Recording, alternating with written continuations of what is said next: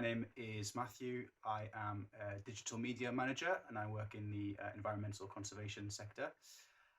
Out of 5, I would give Airmeet a 4. And for more reviews like this, click down below.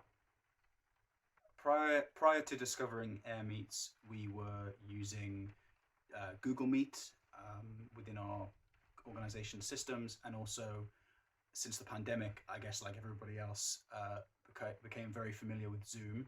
So yes, it was between kind of Zoom for meetings and webinars and Google Meet for kind of internal stuff. So yeah, those 2 systems prior to discovering Airmeet were what we used.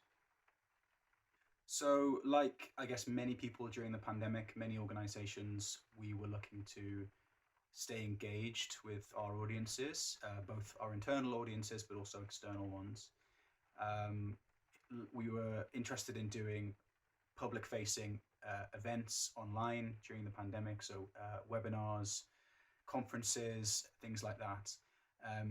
And while Google Meet and Zoom have the ability for you to bring people in and have that kind of conversation at the time, and actually still relatively they're quite limited in terms of audience engagement, in terms of branding, in terms of trying to replicate what an in-person event might look like.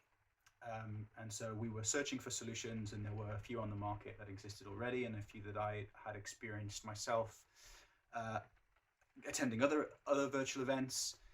And doing our research, we came across Airmeet, which had a lot of really cool features, like the ability to have virtual tables, so to have people in the meeting or call be able to sit down around a virtual table and have private conversations outside of the main focus of the event.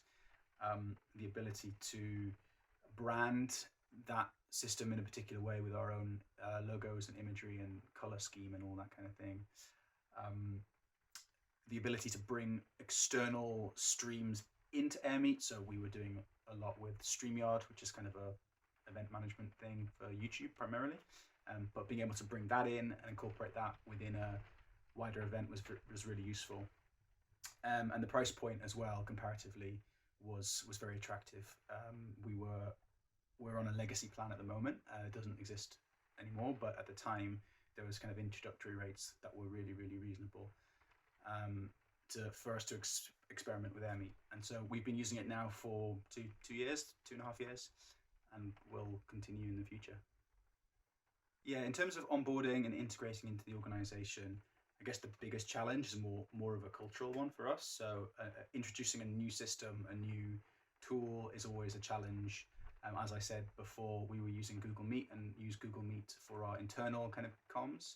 And so introducing a new system was a bit of a cultural barrier, but the program itself is very enjoyable to use and fun. And I think people enjoyed kind of sitting around the virtual table. So very quickly, we were able to buy in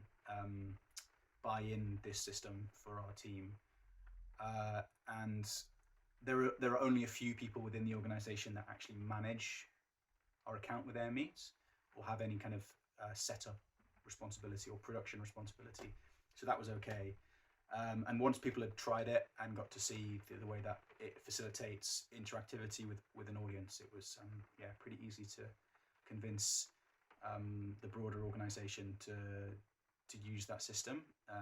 And so we've done a 15 or so events, external events through Airmeet. And as I said before, we will keep using it for the foreseeable. If you're interested in trying out Airmeet, one thing I would encourage you to do is to think about whether your audiences are going to be sat at a desk using a desktop, using a computer, or whether they're going to be moving around on the go, using their phone maybe to log in. As a conservation organization, we have a lot of people that are phoning in regularly or dialing in from remote locations, and Airmeet struggles a little bit with that. I think the app experience is, well, there isn't an app, it's sort of a browser-based experience on a phone. It's not the slickest, but using a desktop, it is really slick. So I would say think about that, and otherwise just dive in, like join, if you can join another event that's using Airmeet so you can get a feel for it. I think that would be really useful. I'm not sure whether there are free trials or things like that, but obviously you should try. There are more features than you probably think you need, but they're actually really useful things to think about, and I think it will improve your own organizational events if you just be willing to experiment with these features, such as translation, all that kind of thing. So think about who your audiences are, and get stuck in.